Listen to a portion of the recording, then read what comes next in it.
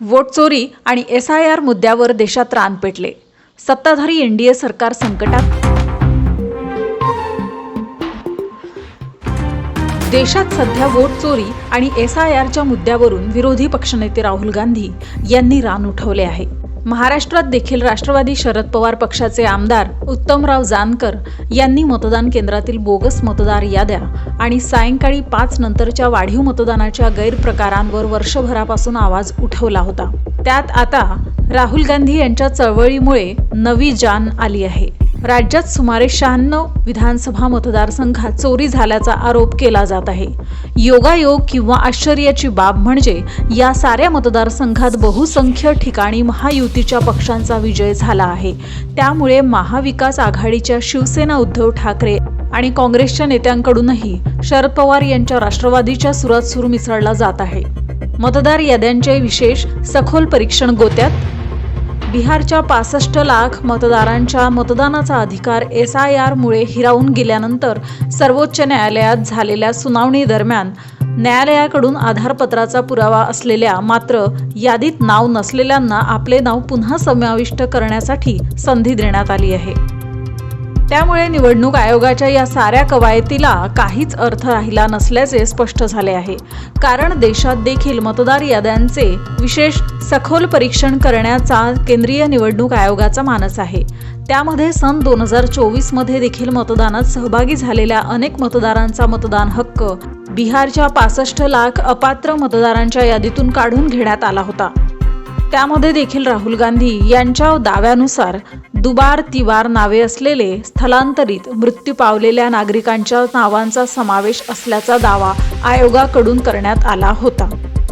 मात्र सामाजिक कार्यकर्ते योगेंद्र यादव यांनी न्यायालयातच 65 लाखामध्ये आयोगाकडून मृत झाल्याने मतदानाचा हक्क हिरावून घेतलेल्या मतदारांना पुराव्यासह हजर केल्यानंतर या नव्या सखोल मतदार पुनर्परीक्षणाचा दावा फोल असल्याचे स्पष्ट झाले आहे. याच प्रकारची कवायत देशभरात येत्या काळात होऊ घातलेल्या विधानसभा निवडणुकांच्या राज्यात घेण्याचा आयोगाचा मानस सर्वोच्च न्यायालयातील निर्णयाने वादात सापडला आहे. आंध्र प्रदेशमध्ये तेलुगू देसम पक्षाचे मुख्यमंत्री चंद्रबाबू नायडू यांनी तर आयोगाला पत्र पाठवून आंध्र प्रदेशामध्ये अशा प्रकारची मतदार याद्यांची सखोल पडताळणी करण्याचा इरादा मागे घ्यावा अशी अपेक्षा व्यक्त केली आहे. तर पश्चिम बंगाल, केरळ, तमिळनाडू या येत्या काळात निवडणुका असलेल्या अन्य राज्यातूनही SIRला विरोध केला जात आहे. त्यामुळे मतदार याद्यांवरून वोट चोरीच्या मुद्द्याला आता राष्ट्रीय आंदोलनाचे स्वरूप आले आहे. रंगीत तालीम बेस्ट मतदानात ठाकरे ब्रँड फुस. त्यातच मुंबईत मात्र बेस्ट कर्मचारी क्लबच्या निवडणुकीत सत्ताधारी महायुती आणि घटक पक्षांच्या बाजूने कौल मिळाला असून मुंबईत सेना मनसेच्या एकत्रित ठाकरे ब्रँडला अपेक्षित प्रतिसाद मिळाला नसल्याने समोर आले आहे. गंमत म्हणजे या निवडणुका बॅलेट पेपरवर घेण्यात आल्या होत्या. त्यानंतरही मुंबईमध्ये एकत्रित ठाकरेंच्या ब्रँडच्या जादूची हवा नसल्याचे का दिसले याचा शोध घेतला जात आहे. येत्या 3-4 महिन्यानंतर होऊ घातलेल्या मुंबई महापालिकेच्या निवडणुकीमध्ये सेना मनसे ठाकरे ब्रँडचे भविष्य काय असेल याच्या चर्चा सुरू झाल्या आहेत. मुंबईत बेस्ट कामगारांमध्ये शरदराव यांचे सुपुत्र शशांक यांच्या युनियनसह महायुतीच्या शिंदे सेना आणि भाजपच्या युनियन आहेत. त्यात मनसे आणि सेना ठाकरेंच्या एकत्रित आल्यानंतर अपेक्षित परिणाम जाणवला नाही. कारण ही लढत एकास एक अशी न होता तिरंगी झाल्यामुळे वोट कटवा असलेल्या दोघात तिसरा असलेल्या गटाला पर्यायी मते मिळाली. सत्ताधारी आणि विरोधी पक्षांच्या या मतदानाच्या जुगलबंदीची रंगीत तालीम म्हणून या बेस्ट मतदानाकडे पाहिले जात आहे. सरत्या सप्ताहात राज्यात अतिवृष्टीमुळे निर्माण झालेल्या परिस्थितीवर नियंत्रणासाठी राज्य सरकारने सर्वच यंत्रणांना सतर्कतेचे निर्देश दिले. जीवितहानी, पशुधन आणि घरांचे नुकसानीसाठी तातडीने मदतीसाठी अधिकारी संबंधित जिल्हाधिकाऱ्यांना देण्यात आले आहेत. शेतीच्या नुकसानीचेही तातडीने पंचनामे करावेत आणि NDRFच्या निकषांप्रमाणे भरपाई देण्याबाबत कार्यवाहीचे निर्देश दिल्याचे मुख्यमंत्री देवेंद्र फडणवीस यांनी सांगितले. राज्य मंत्रिमंडळाच्या बैठकीनंतर मुख्यमंत्री फडणवीसांनी माध्यम प्रतिनिधींशी संवाद साधला. ते म्हणाले की मंत्रिमंडळ बैठकीतही राज्यातील परिस्थितीबाबत चर्चा झाल्याची माहिती मुख्यमंत्री फडणवीस यांनी दिली. राज्यातील सुमारे 12 ते 14 लाख एकरवरील पिकांना फटका बसल्याची माहिती प्रथमदर्शनी हाती आल्याचेही फडणवीस यांनी सांगितले. त्यामुळे खरीप पिकाच्या सुमारे 65 ते 70% पिकांना या अतिवृष्टी आणि पुराचा फटका बसला आहे. राज्यातील बळीराजासाठी या अतिवृष्टीमुळे अस्मानी सुलतानी अशी स्थिती आहे. कारण 3 ते 4 दिवस पावसाचा जोर ओसरला नाही. पीक विम्याच्या निकषांमध्ये या पूरस्थितीमध्ये मदत नगण्य प्रमाणात मिळण्याची शक्यता आहे. त्यामुळे NDRF, SDRF तसेच आपत्ती व्यवस्थापनाचा विविध यंत्रणांना सतर्कतेचे आणि समन्वयाचे निर्देश देण्यात आले.